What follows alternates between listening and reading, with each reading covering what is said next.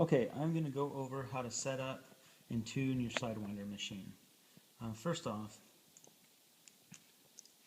with the needle, I like to put a little gradual bend in it. I've always done that, so I set it up so where it should be on center once you put a gentle bend throughout the needle, especially right at the very tip there. Okay.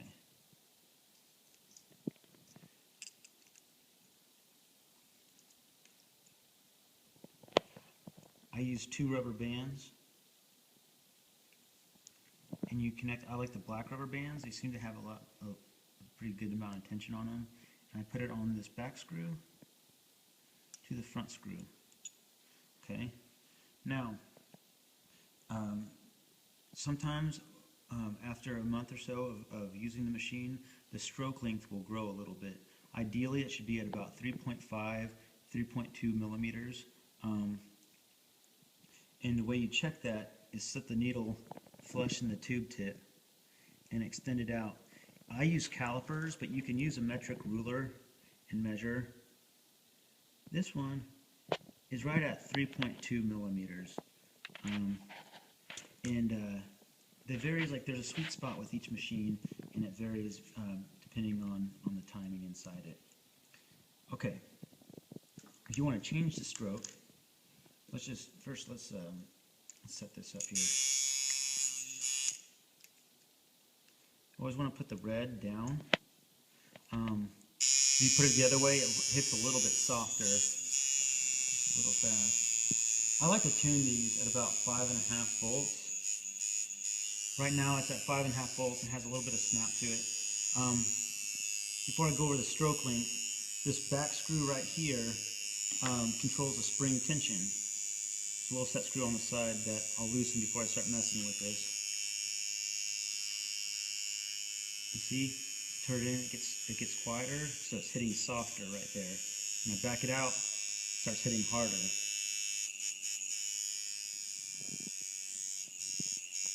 I'm going to turn it down and show you. Maybe this will do it. Too little spring tension, it starts telling me really choppy.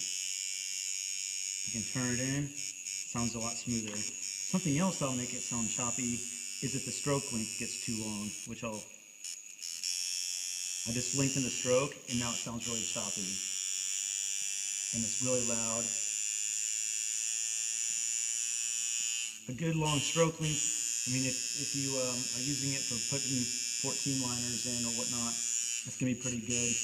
But still, that's hitting pretty hard right there.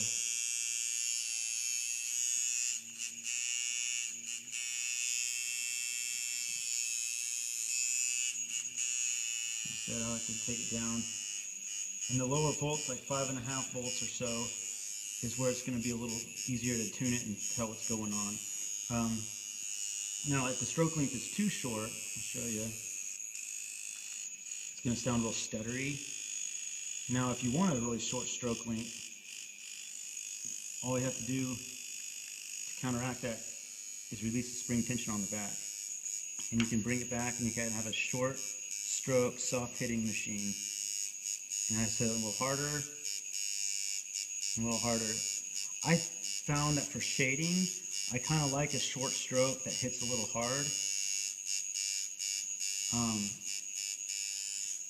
I usually tune them a little different, but I mean they can be tuned to do that.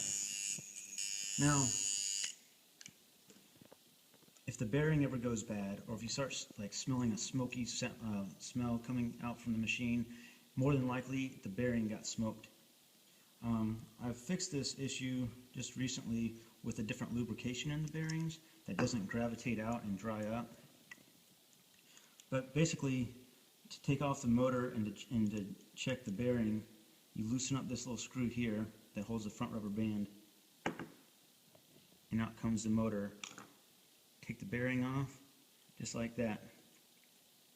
Now, if you catch it before it's premature, you can always clean out the bearing with a carburetor cleaner or something, and then re-lube it with Tri-Flow or Super Lube or a silicone lubricant. Now, when you put it back in, you can see the cam, how the lobe is. You want it going out this way more, so it doesn't bind up the mechanism. Push down the armature bar and gently like roll that in. You want to make sure that these wires don't get caught on the edge of the frame. I'm going to put it center.